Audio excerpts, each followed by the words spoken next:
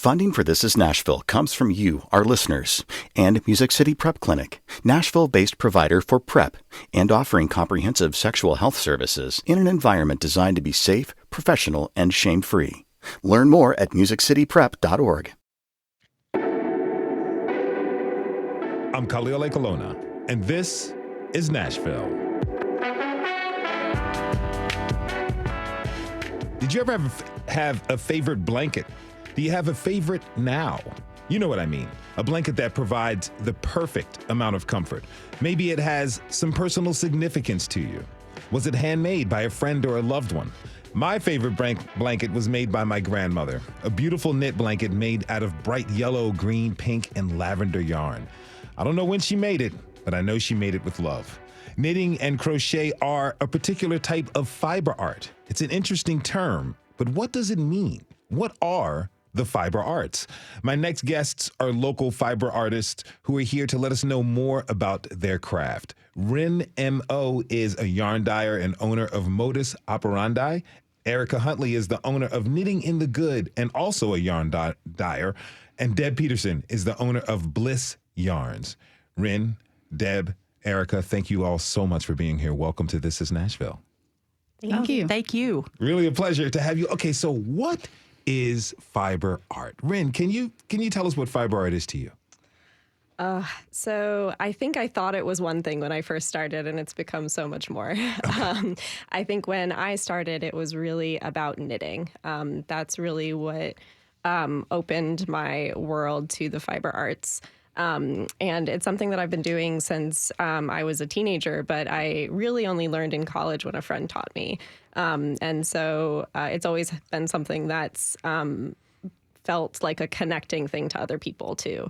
And once I got into knitting, I started being interested in dyeing yarn and in spinning yarn and in weaving yarn. And so I think it's become a whole lot more, but knitting and dyeing is definitely what I do most of now. Okay, Deb, last year we aired an episode of This is Nashville on textile art. Is that and fiber art, are they the same thing?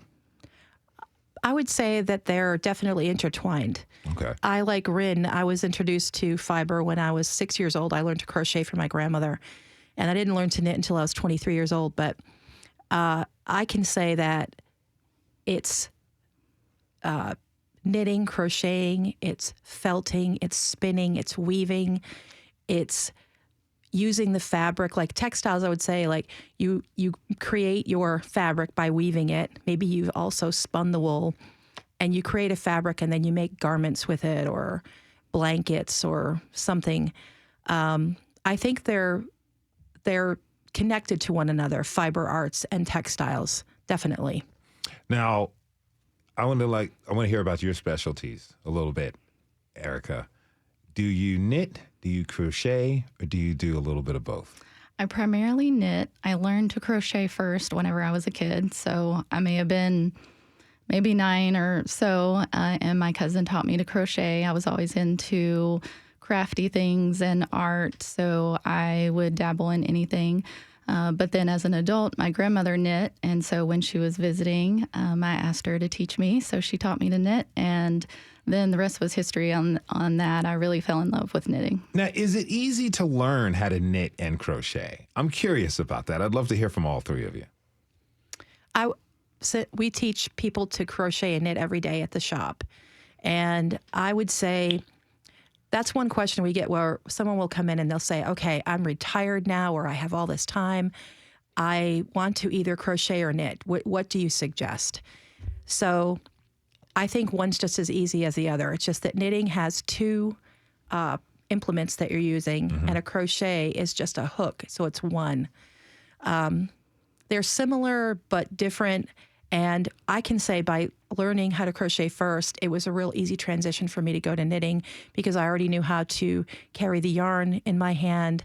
I had a good tension on it, and so you can kind of move into knitting easily. How much patience is required to just even enjoy the craft in itself? Rin, I mean, have you ever had frustrating moments when you're working on a project? Oh, so many frustrating moments. But that's definitely part of it, right?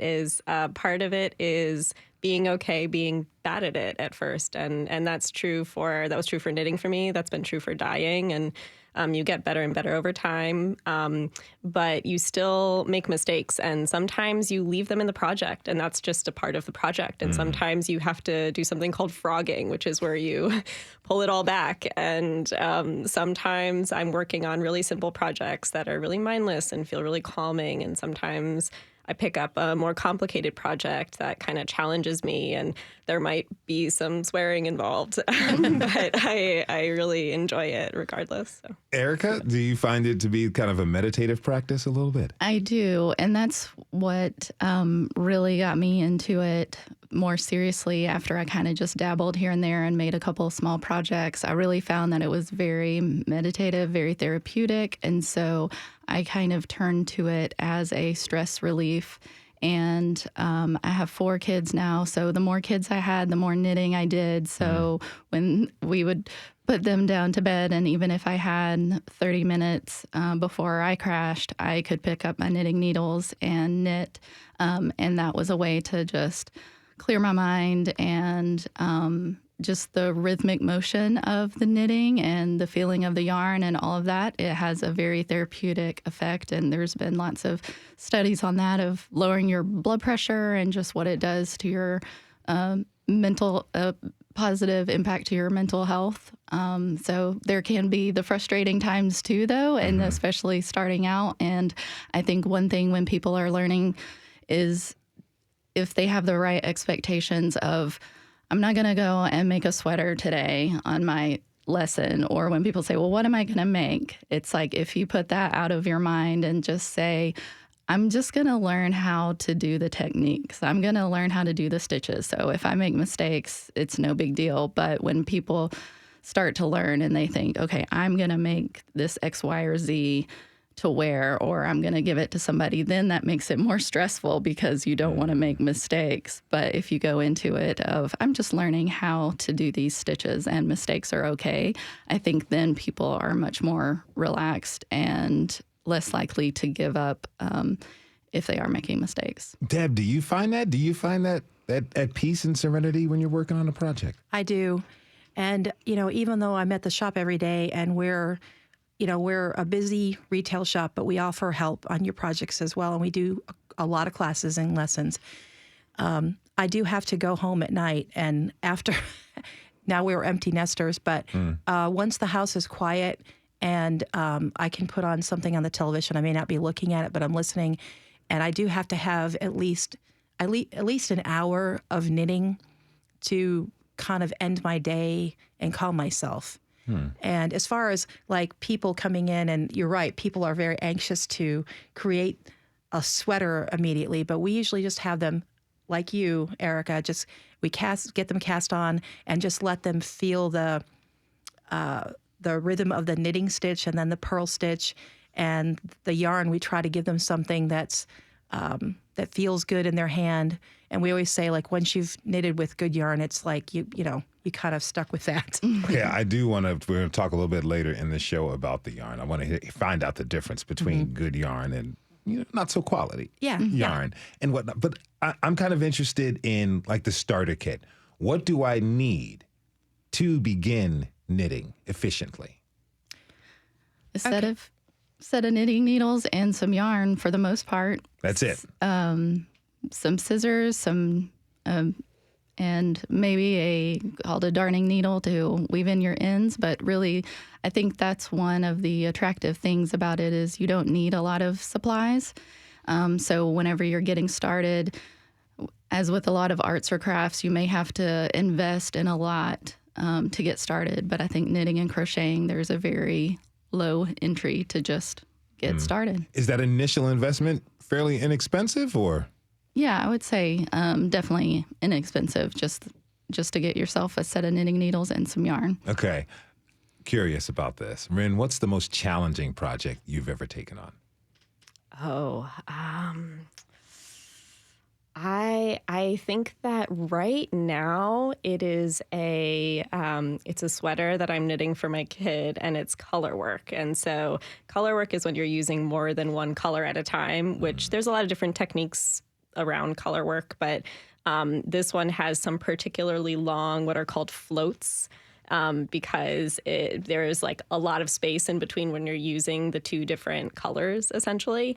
And so you have to like work to keep the tension just right so that you're not getting like lots of slack or too tense, so that the color work comes out nice. And right now I'm trying to make some dinosaurs. So it's Wow. it's a little complicated, but I really enjoyed it. It took me maybe about halfway through to really feel comfortable and get the hang of it. And but it's been a fun project. Now, what do you mean by tension? So with tension, think of it as like, honestly, Deb, you guys might be better at explaining this. I have to say, I love knitting, but I am not like the best knitter. Like I still have to open up YouTube to remind me how to do certain things, or like, oh wait, what's make one left? What's make one right? Like I love knitting, but I think somebody else might be better to answer this question. Deb, talk to us about tension. Okay. So tension is how you, the amount of tautness you have on the yarn. There's a couple different ways to knit. There's the English style where it's called like throwing. So if you're right-handed, you're carrying your yarn in the right hand and you're throwing it around the needle to create the stitch. Okay. Then there's one called continental. Some people refer to it as left-handed knitting or German style. And that's where you carry in the left hand and you do what's called a picking or a scooping of the stitch. So those tensions can be very different. And then your tension can be different from your knit stitches to your purl stitches. But it has everything to do with how tight are you holding that yarn in either hand when you create the stitch. And so that's why there are different size knitting needles. There are people who traditionally knit tight. So when they're making a pattern they're following, then we kind of always get them on a larger needle. If people knit looser, we put them on a smaller needle, tighten it. But what Rin's talking about in Fair Isle knitting or stranded knitting, and I saw her sweater, it looks great. I think your floats look amazing. Thank you. But she's talking about like, she's working a dinosaur and he's in green, for example. The sweater's gray, and maybe she has to carry that green across 15 stitches to get to the next dinosaur. Okay. You don't want to just drag that color green across the back. You need to do like catch the float occasionally across those 15 stitches so it doesn't, like if child puts the sweater on and runs his hand through that, if there's a big loop, then boom, you're pulling the dinosaurs are going to disappear basically. Yeah. Okay. So there's all kinds of things with tension. And that's something that you, especially in Fair Isle, that you come to as you work more, just like knitting. You start out, you're kind of like, this doesn't look the best, but you stick to it and you fine tune it and you just get better. Now, would I want a lot of tension if I'm knitting a hat or a pair of socks, something that is going to fit to a particular form? Yes. So you're following a pattern. The pattern suggests you use a size 7 knitting needle. And, oh, by the way, we want this to be 20 stitches to 4 inches. That's how they'll give you the tension. It's over 4 inches. So we have you do what's called a swatch. And a swatch is a practice. So you're using the suggested needle. We've given you yarn or you've purchased yarn that's appropriate for it. And we measure your tension. And if your tension is, let's say you're getting 18 stitches to 4 inches, if you went with that tension, your hat's going to be too big. Okay. So we would put you down a needle size until we get that tension. So when you're following a pattern, you definitely want to get the tension or gauge of that pattern for something to fit. It's critical for hats, mittens, sweaters, garments of any kind. If it's a scarf or a cowl, for example, or something like a blanket or throw, it's not as critical. But absolutely, if it's something it's going to put on your body to wear. Now, do you always have to do a swatch? Yes. yes. I never swatch. Well, Erica, how about you? Do you swatch? I occasionally swatch. Okay. Oh my gosh, guys. Oh wow, this is not best practice. I don't recommend it. breaking the Deb is rules. correct. Deb is correct, though. You should every time. Yes. Okay. Well, Erica, tell me, what are some of the biggest hurdles that beginners learn when trying to knit or crochet? I think some of the biggest hurdles, one is just getting the muscle memory down. So, and some people just naturally have better dexterity, I think. So you can sometimes see people who start to knit and they just take right off and they feel very comfortable with the knitting needles in their hands. And some people are a little, I'll use the word clumsier, but sometimes that's just because it's something new. So it's a new motion. It does feel clumsy if you've never held knitting needles and you're trying to tension your yarn and trying to do all of these things. And so I think the biggest hurdle, one, is just sticking with it long enough to get that muscle memory built.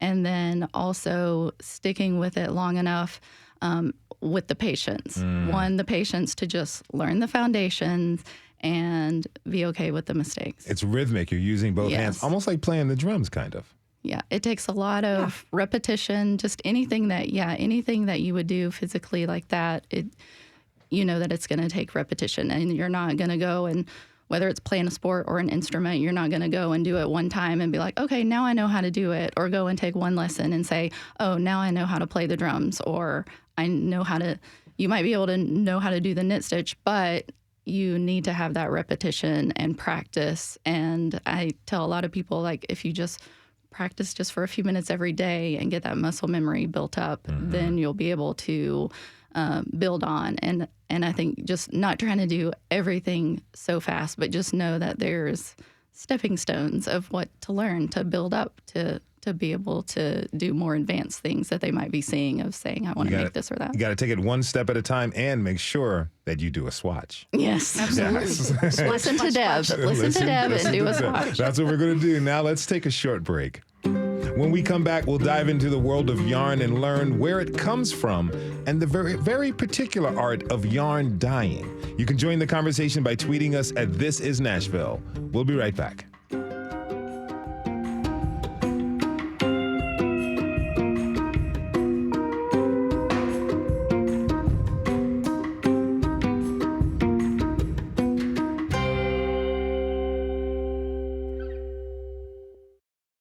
Funding for This Is Nashville comes from you, our listeners, and Music City Prep Clinic, Nashville-based provider for prep and offering comprehensive sexual health services in an environment designed to be safe, professional, and shame-free. Learn more at musiccityprep.org. I'm Khalil Colonna, and this is Nashville. Today, we are talking about fiber arts. Crocheting and knitting are some of the more popular forms of this craft. An essential material for knitting and crocheting is yarn. That had us thinking, where do local fiber artists get their yarn? This is Nashville producers Elizabeth Burton and Magnolia McKay went out to learn where local yarn comes from.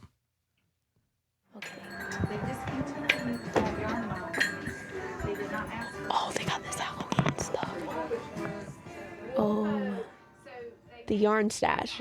Everyone who knits, crochets, weaves, or spins has one. And the more serious you are about your craft or your hobby, the more it matters to you what kind of yarn you have in your stash. So where do you get the good stuff? Who is this right here? That's Asia. Asia. Now she's kind of giving us a look. It's like, don't come any closer. It's like you stay over. We're at Hickory Bluff Farms with Ruth Fuqua, who owns and operates an alpaca farm with her husband Bill, located in Mount Juliet. Well, I'm just kind of really taken aback by how many alpacas are here, because I thought there were going to be 5. No. But there are quite a few more than 5. There are 2 barns. This is our first barn here, and there's 16 here. And then at the second barn, there are 15 down there. Okay. Let's go alpacas. This little brown guy is trying to say, hey. Who is this? Annie. Annie? Yeah. Hey, girl. That's Stella. Hey, Stella. And that's, I have to think, Susie. Hey, girl. Then behind Stella is Serena, who's Susie's daughter. Behind her is Alyssa, and then behind her is Maybelle. These alpacas are clearly beloved members of the family, and it's just an added bonus that their fiber helps run Hickory Bluff Farm's small business. So how does fiber become yarn? Ruth is here to let us know. When it comes off the animal, it comes off as one alpaca at a time. So that's segregated by animal. Then I'll sort through that and take out whatever grass or hay or whatever is in that, clean it, but not wash it. It's like, how did we get from alpaca to like green striped, self-striping, like yellow and everything? Like, because these guys are not. These hands. Wow. Ruth told us that each year she ends up with about 200 pounds of fiber, and she took us inside to see this spring's harvest. Like, It's just right off the animal. wow. Like, can I touch it? Once the fiber has been processed into yarn, it's got to go somewhere. Hickory Bluff is one of 4 local farms that supplies yarn to Sunshine Weaving and Fiber Arts, located in Lebanon. This is your outside thread.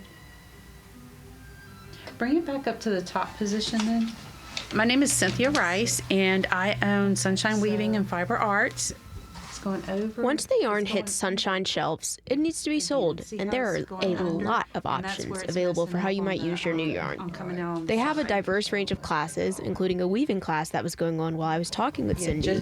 Just this that's messed up. Right. You don't have to do the whole. And they do things like knitting, crocheting, spinning, belting, and even tatting. Which is using a little bitty device called a shuttle, and you use it to make little knots, and you can make lace and all kinds of beautiful lacy items. You talk about a lost art. Nobody tats anymore. I hadn't even heard of that. And if you don't want to pick up tatting, there's still lots of options for you in your brand new locally sourced yarn. Most of our shops offer classes for everyone, from the beginner who's never even held a needle to the advanced artist who's been at it since they could walk. And once you get a little bit more comfortable with your craft, you might want to check out many of the groups here in Middle Tennessee dedicated to the love of fiber arts. All right, here we go. Cheers to knitting.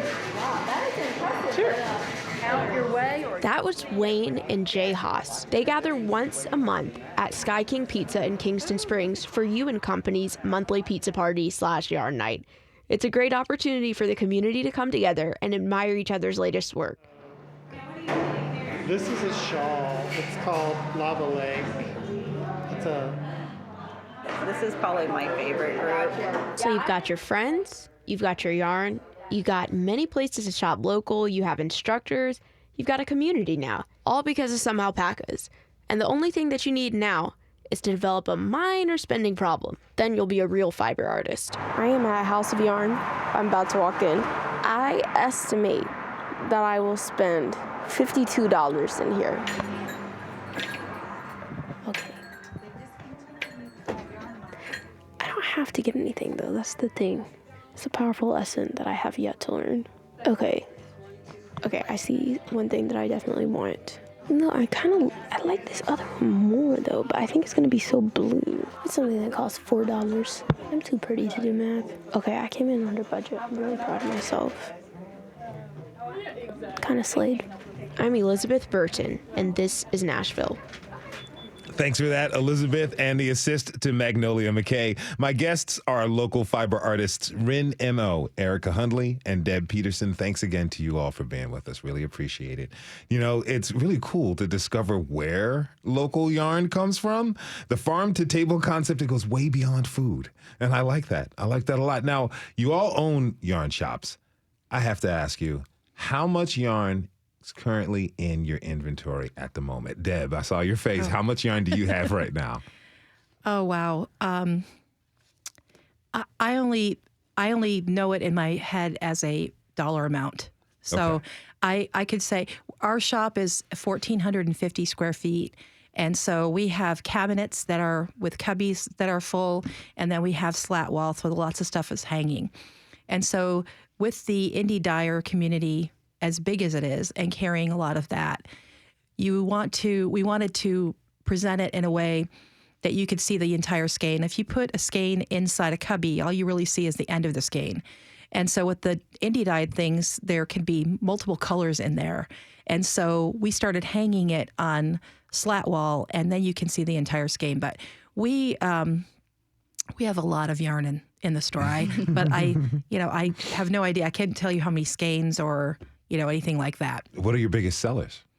Our number one selling yarn right now has been has been this way for a while now, is an indie dyer from Jackson, Tennessee. It's called Big Sky Yarn Company. And Cassie Parsons is the dyer. And people often ask me, they're like, she lives in Jackson, Tennessee, but it's called Big Sky. And the story there quickly is that her family moved to Montana. They moved to Montana. They missed their community in Jackson. They came back. She had already created a name for herself with Big Sky, and so she kept it. I mean, we could have Big Sky everywhere, right? Yeah. In the world. So we have a DK from her. It's called Squish DK, and it is a 100% superwash merino. That is our number one selling yarn. We sell lots of Malabrigo, which comes from Uruguay, and those are kettle dyed. Those are variegated and then semi-solids. We carry a lot of another one we do a lot of business with is Blue Sky Fibers, which is in Minnesota, and we carry wool stock, which is a line from them of non-superwash wools, and that's kind of the trend now. What's the difference between superwashed and non-superwashed? Is it in the texture of it? It's in the care of it, and it can be in the texture as well. Superwash yarn has been treated so that you could machine wash it maybe at a gentle cycle, cold. Even the labels now, though, say they don't even though it says superwash, they don't recommend washing it in the machine. They do still say hand wash. What the trend is right now is we're selling a lot more non-superwash, which means you'd have to hand wash it or dry clean it. Of course, we always recommend a hand wash. When you make a garment with something that's non-superwash, it tends to hold its shape a little bit better. Sometimes the superwash additive that's on the wool tends to make it stretch a little bit. Okay. So, and things move around in the community, like the superwash speckle dyes were super hot a few years ago, and now people are going to more of we call it toothier wool. It's a little more coarse, but still soft. Gotcha. Okay. Now, you mentioned something. You mentioned indie dyers. Yes. And Rin, you are a dyer. Right, an independent dyer. I am an independent dyer. Okay, so I really hear that it's not easy to do at all. What's your method? How do you get it done? Explain the process for us. Sure. Well, I guess first I'll say that I am a particular kind of indie dyer. I'm a natural dyer, so I only use materials that are extracts or whole plant materials from plants, and sometimes bugs, and a couple of other things. But so I only really know that kind of dyeing. There are a lot of different kinds of ways to dye, and there are a lot of different methods and materials that can be used to dye. But I got started with natural dyeing. And the reason I started with that is because I'm also a gardener, and I have been for a long time. And so when I wanted to try to learn to dye, because I really loved wool and yarn and knitting, and I kind of wanted to make my own colors, it wasn't even really a question. I was like, oh, I'll try this natural dyeing thing. And it was definitely a learning curve. It was very difficult at the beginning to learn how to prepare the yarn, how to, what kind of concentration to use, some of the different preparations and the dyes. And, I learned a lot from books. I learned a lot just by doing it, and I'm still learning now. I've been doing it 4 years now, and I still am learning how to do it. You said something interesting. You mentioned that you use plants for dyes, but also bugs. Yeah. Explain that to us. Is that where you get like that cricket green from? No, it's not cricket green, but there is actually a historical dye. So there's a couple of different bug things that can be used in natural dye that have been used for centuries, thousands of years. Cochineal is one of the ones that's most well known. It's also known just in the world generally as carmine red. I don't know exactly how to pronounce that. I think it's carmine red. And it's used as a food dye. It's used. It can be used a couple of different ways, but it can also be used to dye fiber, and it has been for a really long time. Wow. Now, Erica, the weather is getting cold, so I imagine this is the busy season. You just opened your shop earlier this year. That's right. How much yarn are you expecting to sell this time of year? I don't even know how to estimate. And like Deb, I don't know how to estimate how much I have, but I will say I have a smaller inventory than Bliss Yarns has a wonderful inventory. My shop is in a small converted house. So I opened in April. I signed the lease in March, opened in April. So I have a small, I like to say cozy shop. And I knew starting out that I wanted to carry hand dyers and started looking at different dyers and different vendors of where I wanted, who I wanted to stock. And whenever I rented the space that had a full kitchen, that's when I decided I had the opportunity to also try my hand at hand dyeing. And so I've been doing that, and that has turned into a little bit of what makes my shop niche and set apart. There's only a handful of shops in the whole surrounding area, but I knew that I needed to do something a little bit different. And so I have my own hand-dyed yarn that I sell and feature that, as well as some other vendors as well. Oh, wow. Deb is pointing at some of your work, and it's really, I love that red. It's deep. It's beautiful, like a beet red almost. Now, question for you. Do you do natural dyeing like Ren? I don't. So I use acid dyes. And as Ren said, I also learned from a book. I got a book and just learned, I think it's literally how to dye yarn and fiber. So I did a lot of learning from that, found a few videos, and a lot of trial and error, like she said. So I had an art background, and like I said, I've dabbled in all kinds of arts and crafts, and I tie-dyed, so I kind of had a skill set that I thought might translate, and so I was able to do that. And so I started dyeing about that time in March, whenever I got the space. Now, Ren, tell me a little bit more about modus operandi. What you specialize in dyeing your own colors for yarn. What's your most popular color? Deb was just asking me this earlier, and it kind of changes year to year, but it is almost always some shade of red or pink. That's been the typical ones, and there's a lot of different ways you can get red and pink with natural dyes, and that's been one of the most fun things for me, is just to explore with the different dye combinations, with different methods to come up with new shades of the same color. Now, Deb, Erica mentioned that she's a small shop, and there's a few in the area, but from what I understand, it's a community that happens with the shops and the fiber arts and the owners of these businesses. That's really not common for competitors to help each other. What sets the yarn and fiber community different? I'm glad you said that, because we are a community, and all of us know each other, love and respect each other. And so especially during the pandemic, when we had shut down and we had limited time, we couldn't have customers in the store. It was a scary time for everyone in the world, but it was especially scary for someone who owns a small business. And so that's when we all really kind of pulled together. And so I had Meg, who owns the House of Yarn, and then Glenna, who owns the Ewan Company, which is in Kingston Springs. They reached out to me, and the three of us did several collaborations where we did what we called a 3-shop shawl. So it was a shawl that required 3 skeins of worsted weight yarn. That's just a particular weight of or size of yarn.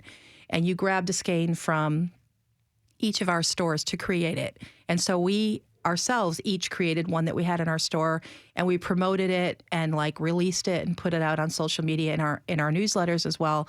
And we had people just reaching out to us and saying, this is so incredible that you guys are putting your friendships and your businesses, in the forefront. And we do help each other out a lot. And now we have, of course, Ren's been around in our community for a while. Now we have Erica. Now Erica's been a longtime customer of ours, and she was one of our original knitted knocker gals.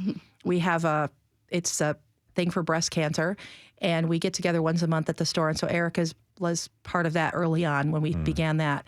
But I do love that we have this community that we can turn to each other. And we did that a lot, again, in the pandemic, where bouncing ideas off of each other and trying to navigate through it. Yeah. And so I'm going to ask a lot more about knitted knockers in 1 second, but let's take a short break. When we come back, we'll talk about the fiber community and how it's taking time to dive into crafts and helps create connections and friendships. What has crocheting or knitting taught you? You can tweet us at This Is Nashville. We'll be right back.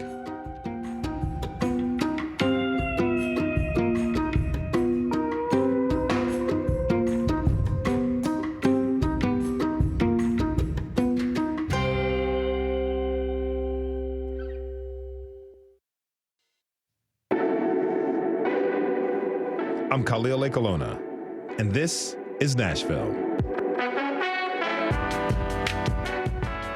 We've been talking about the fiber arts community in Middle Tennessee. We were learning about the origins of local yarn and how to dye them, and some of the personal benefits by taking time to knit something together. Now let's talk about the community at large. What happens when groups of people get together to knit and crochet? My guests are local fiber artists Rin M.O., Erica Hundley, and Deb Peterson. Again, thanks to you all for being with us. Now, you know, Deb, you were talking about the community and how you all help each other out. And something that's interesting to me is like a lot of people these days, it's a lot of attention and focus on taking a hobby and turning it into a side hustle, you know, something to make money, to generate. But it feels like here in the fiber community, it's a lot different. Erica, talk to me about what you've experienced being in the community. Yeah, first I just wanted to tack on to what Deb was talking about with community among the yarn shop owners. So as the newbie who just opened the shop in April, I've just been blown away at how supportive the other shop owners have been, especially Deb. I might get choked up because she's just been so sweet and has sent business my way. She's gone out of her way to promote me in her own shop. And I got chills because I just don't know any other businesses or communities that would do that, that would tell their customers in their shop, hey, there's a new shop up in Goodlettsville. Have you been up there yet? She dyes her own yarn. You should go see her. So I have had many people come in my shop and say, yeah, I heard about you from Bliss Yarns or from Deb. And it just, I mean, it warms my heart and I just appreciate it so much. And I've also had that same experience from some other shop owners too, where customers come in and say that they found out about me from other surrounding shops in the Middle Tennessee area. I just wonder if you all have customers who are hunting for the next latest thing in yarn. They're going from Deb's shop to Erica's shop. You got a bunch of those, Deb. You're shaking your head. Yeah. So in our community, like social media has a huge influence in the fiber community. And so there are hot right now, dyers, hot right now designers, and sometimes they collaborate. And so we all carry different things. We carry some crossover things, but not a lot. And so if a person comes to my store and says, okay, I want to make this latest Andrea Mowry, sweater, and it calls for Spin Cycle, which is a yarn that's created out on the West Coast. We don't carry that. We don't carry anything that's even similar to it. It's a rather unique yarn. I know that House of Yarn carries that, so I'm going to send them to House of Yarn. I would rather they spend their money in our local community than tell them to get it online. And so then when we send people to Erica's store, we send them there. I know she has like Barocco Products, Plymouth, maybe other larger companies too, but we tell them about her hand-dyed. Okay.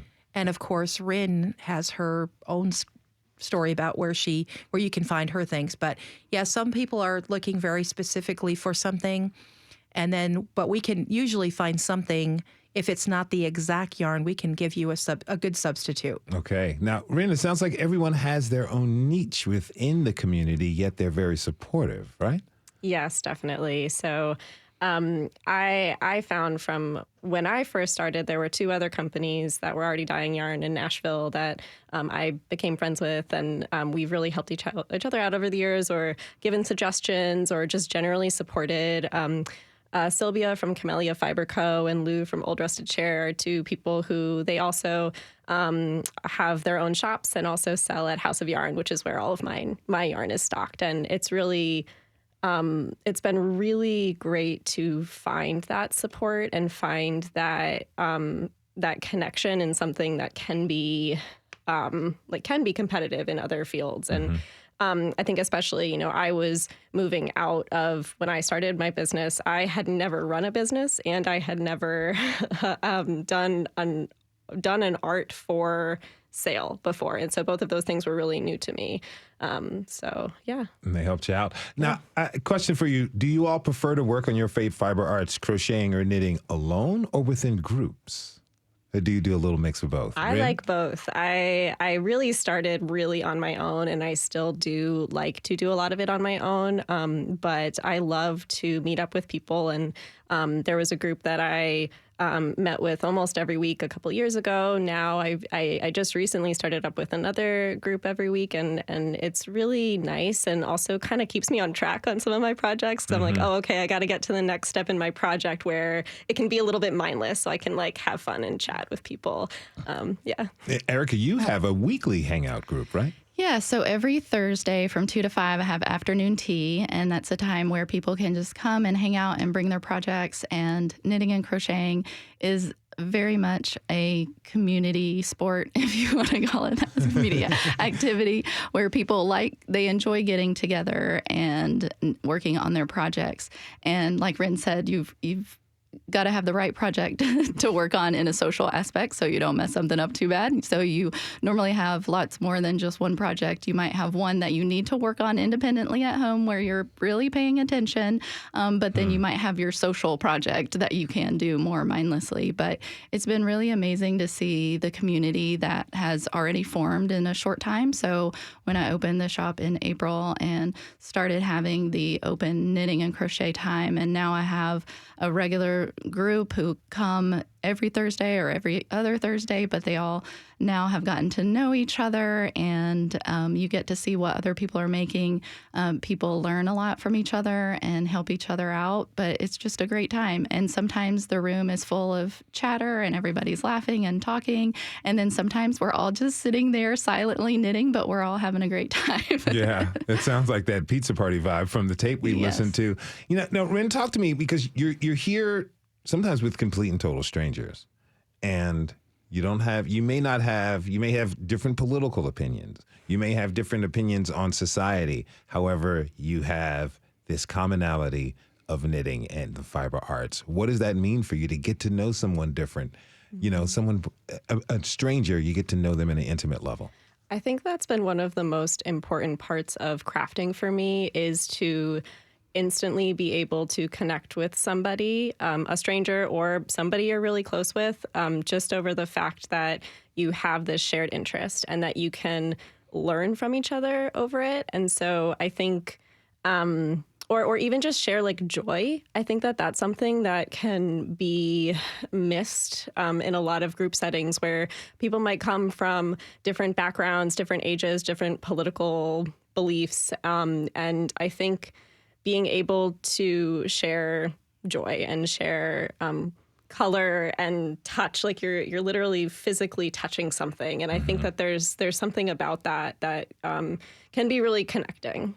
Now, connecting, and you all are of service. Deb, you mentioned Knitted Knockers a little bit before.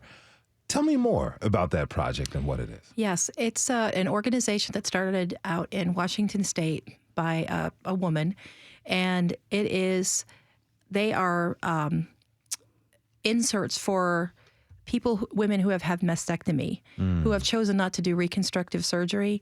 And so until this came along, the inserts were uncomfortable.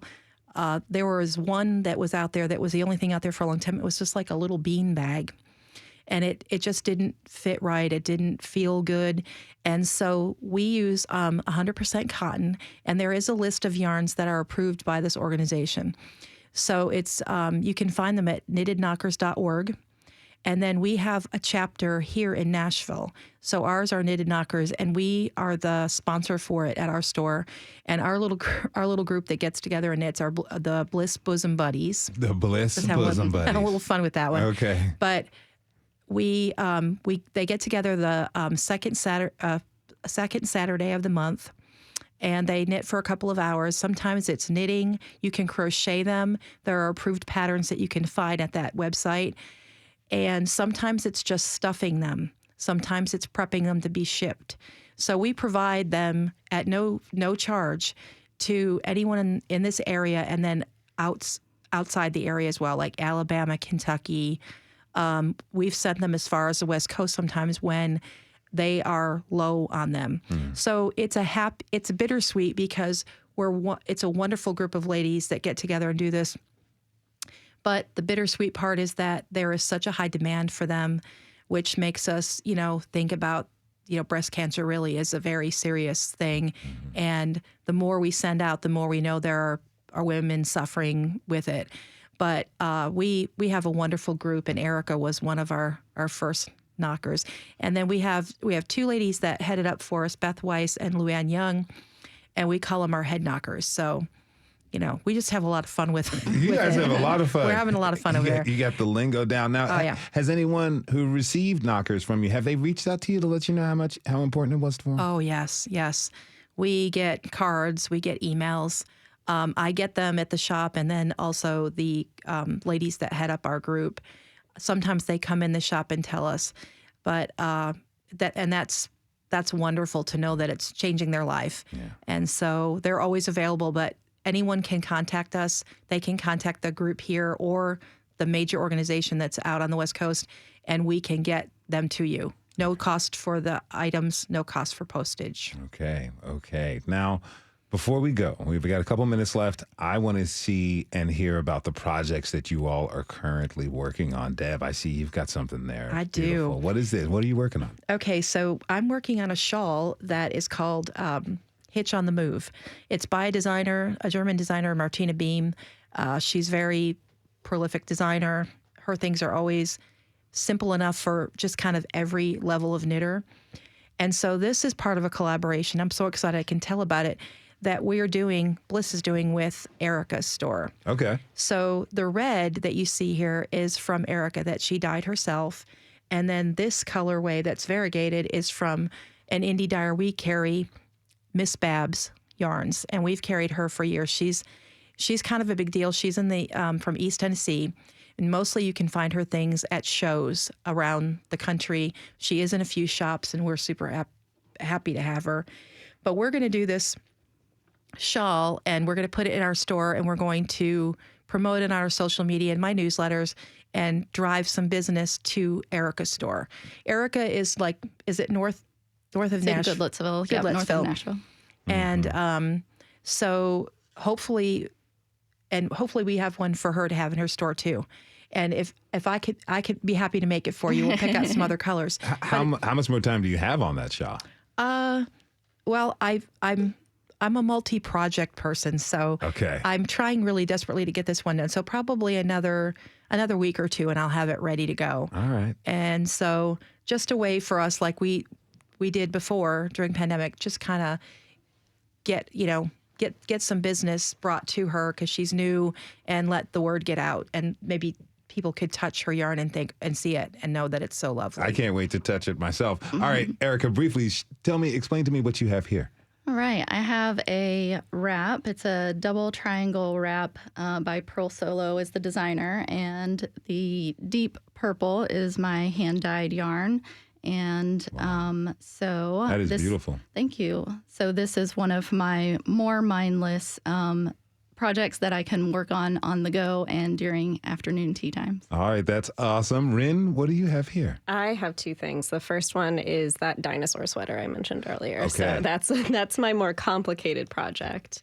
Those dinosaurs look, wow. Yeah. You are very detailed. Yes, this is the Fossil Frenzy tee, but I'm turning it into a sweater.